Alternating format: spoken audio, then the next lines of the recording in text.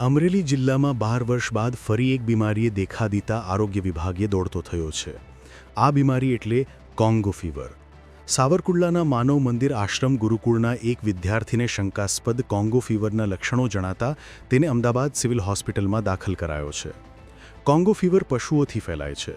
પશુઓની ચામડી પર ચોંટેલા હનીમોરલ નામના પરજીવી આ રોગનું વાહક છે. ઈતરડીના કરડવાથી તેની અસર થાય છે.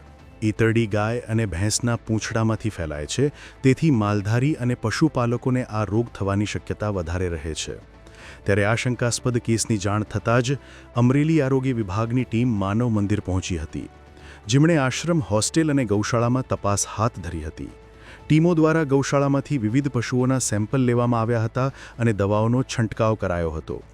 મહત્વનું છે કે 12 વર્ષ પહેલાં બાબરાના કરિયાણા ગામમાં કોંગો ફીવરના 8 જેટલા કેસ નોંધાયા હતા.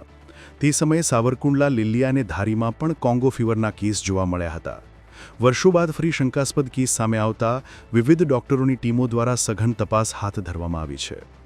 જો કોંગો ફીવરના લક્ષણોની વાત કરીએ તો તાવ આવવો, માંસપેશીઓમાં દર્દ થવું, માથાનો દુખાવો રહેવો, ચક્કર આવવા, પીઠનું દર્દ થવું, આંખોમાં બળતરા થવી, ગળું બેસી જવું, ઝાડા ઉલટી થવા, શરીરના છિદ્રોમાંથી લોહી આવવું, શરીર પર લાલ ચકામા થવા વગેરે. જ્યારે પણ તમને આ પ્રકારના લક્ષણો દેખાય ત્યારે તરત જ તમારા ફેમિલી ડૉક્ટરનો કે અન્ય ડૉક્ટરનો સંપર્ક કરવો, તરત જ તમામ તપાસ કરાવીને તેની ટ્રીટમેન્ટ શરૂ કરી દેવી જરૂરી છે. જો સમયસર ટ્રીટમેન્ટ ન મળે તો તે જીવલેણ બની શકે છે.